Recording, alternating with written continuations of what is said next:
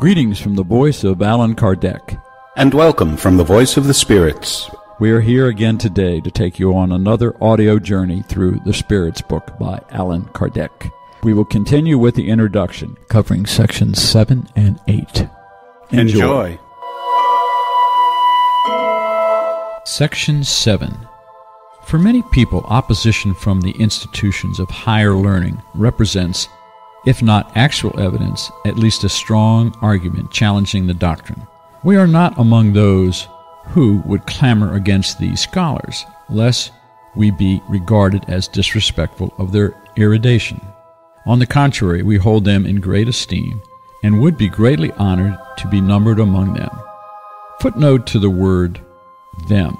Professor Hippolyte Léon Denisard Rival, Allan Kardec was his nom de plume for his Spiritist work.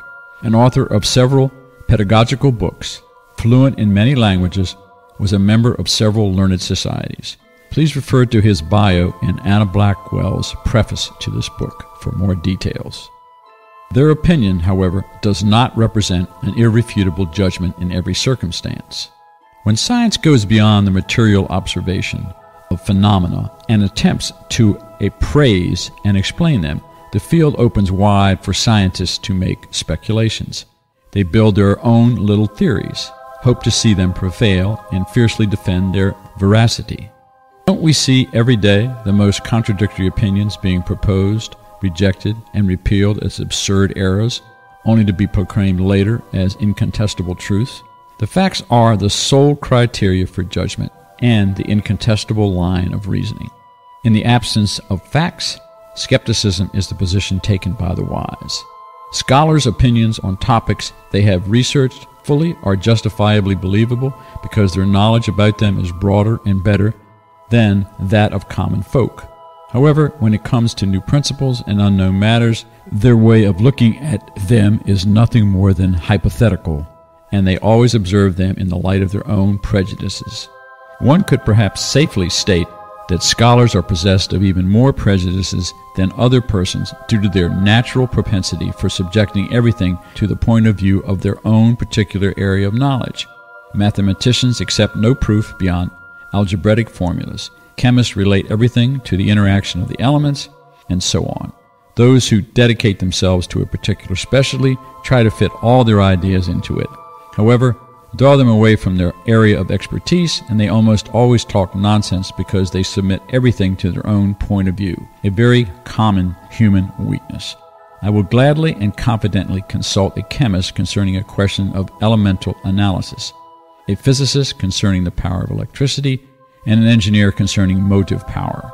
However, they must allow me, without affecting the esteem I owe them for their particular expertise, not to take their negative opinion about Spiritism into consideration any more than I would take an architect's judgment on a question about music. The physical sciences are based on the properties of matter, which can be subjected to experimentation and manipulated at will. Spirit phenomena, on the other hand, rest on the action of intelligences who will have wills of their own and who show us at every turn that they are not subject to our whims. Spirit manifestations, consequently, cannot be dealt with in the same way as physical matter. They require special conditions and a different approach, and trying to subject them to ordinary investigative procedures would be trying to establish analogies that do not exist. Science per se is incompetent to make any declaration of its own on the issue of Spiritism. It is not science's place to concern itself with the subject, and its favorable or unfavorable verdict regarding it carries no weight. Spiritism results from a personal conviction that scholars may hold as individuals regardless of their status as scholars.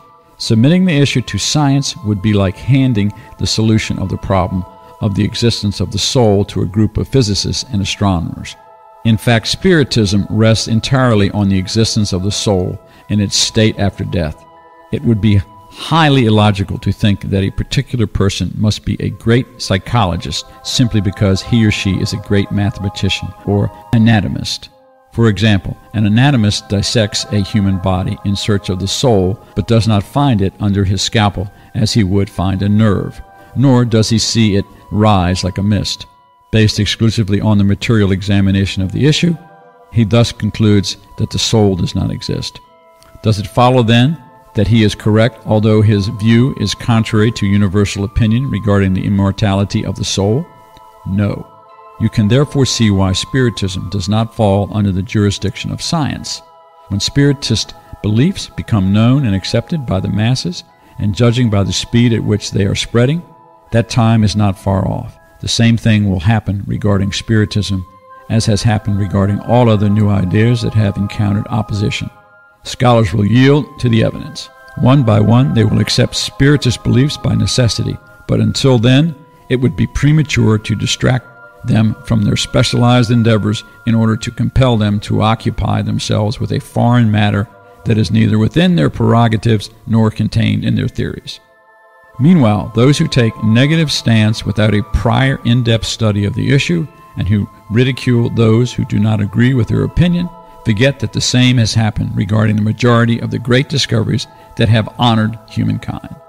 They risk seeing their names added to the list of illustrious deniers of new ideas and inscribed alongside the names of the erudite assembly, which in 1752 laughed uproariously at Franklin's paper on lightning rods, considering it unworthy of mention among the subjects to be discussed, or the names of that other group that caused France to lose its advantage in steam-powered navigation by declaring Fulton's theory an impractical dream.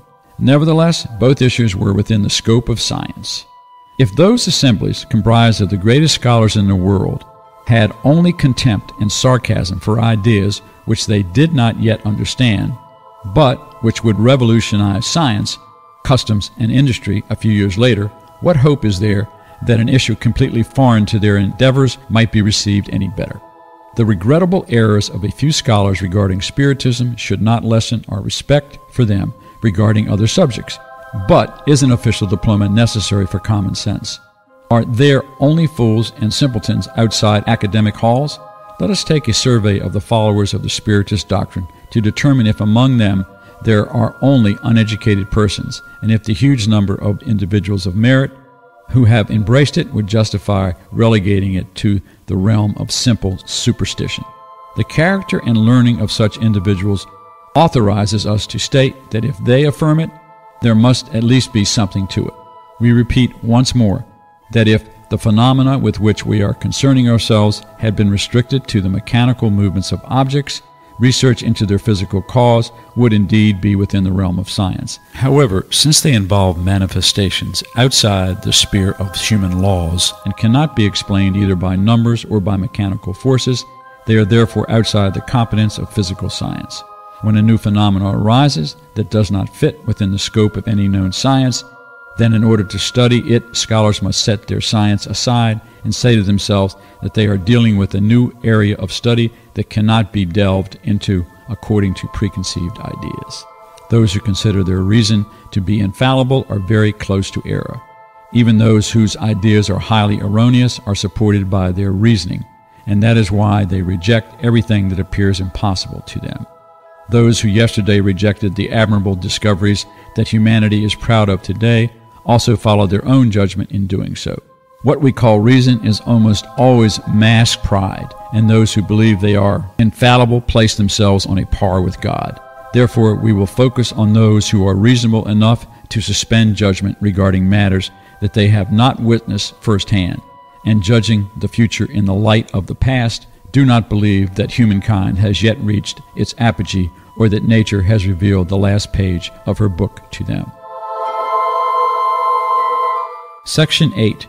We would add that the study of a doctrine like Spiritism, which suddenly unveils such new and grand revelations, can only be profitably pursued by serious, persevering, and open-minded individuals, animated by a firm and sincere desire to arrive at a result. This qualification does not include those who lightly make a priori judgments without having observed everything, and who neglect pursuing their examination of the doctrine with the necessary continuity, regularity, and concentration of thought. Nor does it include those who, in order not to diminish their reputation as individuals of genius, endeavor to find something to ridicule in the most serious matters that are studied by individuals whose knowledge, character, and convictions deserve the respect of all who pride themselves on their social graces. Let those who do not deem the facts worthy of their attention abstain. No one intends to violate their beliefs. For their part, however, they should respect the beliefs of others. Continuity is what characterizes serious study. Thus, should we wonder at not receiving proper responses to questions that are serious in nature, but asked at random and abruptly in the midst of a bundle of other nonsensical ones? A complex question requires preliminary and supplementary ones in order to be answered clearly. Whoever wishes to acquire knowledge about a particular science must study it methodically, starting at the very beginning and following the chain and development of its ideas. Could someone who does not know the basics of a particular science pose questions at random to a scholar and profit from it? Could a well-intentioned scholar even give satisfactory responses to such a person? Such out-of-context responses would necessarily be incomplete and might therefore be nearly unintelligible, or they might even seem absurd and contradictory. The same applies regarding our relationships with spirits. If we desire to learn from them, we must take their course of study. However, just as we do in our own schools, we must choose our teachers and then work diligently.